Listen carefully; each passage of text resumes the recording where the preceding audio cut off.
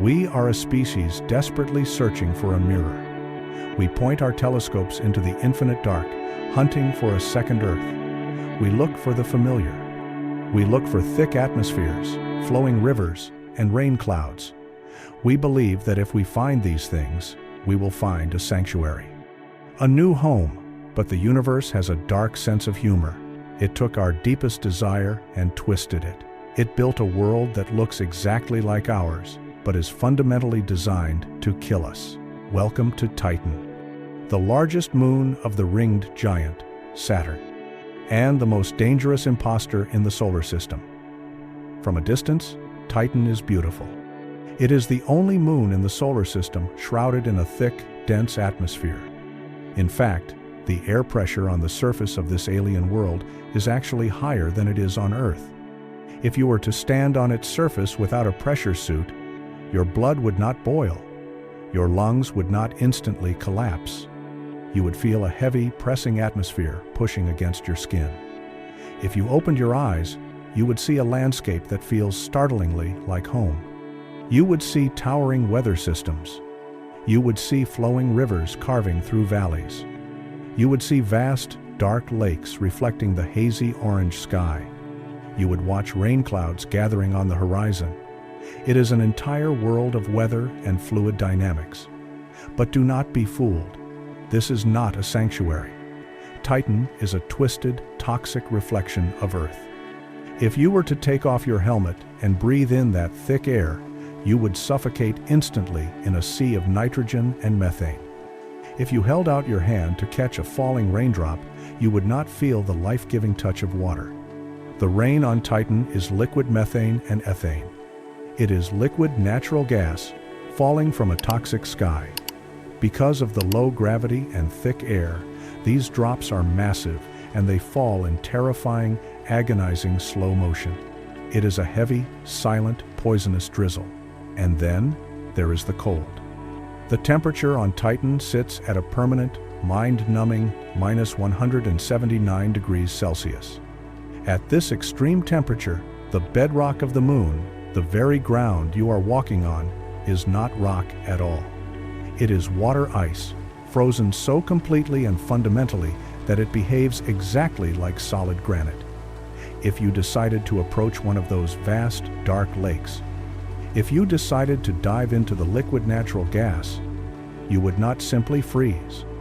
The thermal shock would be so absolute, so instantaneous, that you would shatter like glass. Let us look away from the lakes and turn to the deserts. Titan has massive sweeping dunes that stretch across its equator for thousands of miles. But this is not sand. These towering, shifting dunes are composed of dark hydrocarbon grains. It is a desert made essentially of static charged plastic. Plastic dunes, hundreds of meters high, whispering and shifting in an alien wind. It is a world that mimics life, but is built entirely from the ingredients of death. So why do we care? Why are astronomers and planetary scientists so intensely drawn to a moon that represents an absolute freezing hell? To understand this, we must dive into the psychology of the explorer. We are drawn to Titan because it is the uncanny valley of planetary science. The uncanny valley is a psychological phenomenon where something looks almost human, but not quite, and it triggers a deep instinctual feeling of unease and dread. Titan does this on a planetary scale. It has the geography of Earth. It has the weather cycles of Earth. But its chemistry is a nightmare. We stare at its dark lakes of liquid gas, and we cannot help but wonder, could life exist here? Not life as we know it. Not life built on water and oxygen, but a bizarre, shadowy, methane-based biology. Creatures that breathe hydrogen and drink liquid natural gas. Organisms that swim in oceans of freezing ethane, evolving in the dim, permanent orange twilight of their thick atmosphere. If life can take hold in a place this toxic, this violently opposed to everything we consider normal, then life is not a fragile accident. It is an unstoppable infection. But Titan holds an even darker secret beneath its plastic dunes and methane rain. It is a time capsule, a frozen snapshot of what our own Earth might have looked like billions of years ago, before biology took over and flooded our atmosphere with oxygen. When we send our probes into the thick, smoggy clouds of Titan, we are not just looking at a distant moon. We are looking at our own primordial past, preserved in a deep freeze. It is a chilling realization. Our world was once a toxic, churning cauldron of methane and ammonia, completely hostile to the life we know today. By studying Titan, we are looking at our own ghosts. We are watching the prologue of Earth's story, playing out in slow motion on a frozen stage a billion miles away. In 2005, humanity did the unthinkable. We sent a robotic messenger into this toxic abyss. The Huygens probe detached from the Cassini spacecraft and plunged into Titan's smoggy orange atmosphere. For 2.5 hours, it drifted downward by parachute. It was a blind plunge into the unknown. As the probe descended, the thick smog cleared, and the cameras captured something that sent shivers through the scientific community. Drainage channels, coastlines, the undeniable, unmistakable scars of flowing liquid carving through a landscape. But again, the uncanny valley. It looked like Earth, but the rivers were liquid methane, and the mountains were frozen solid water. When Huygens finally hit the ground, it didn't smash into solid rock. It landed with a dull thud in a damp, muddy plain. But the mud was not made of dirt and water. It was a freezing sludge of liquid natural gas and hydrocarbon dust. The probe survived on the surface for just 72 minutes before the intense cold and the death of its batteries silenced it forever. But in those 72 minutes, it transmitted an image that changed human history.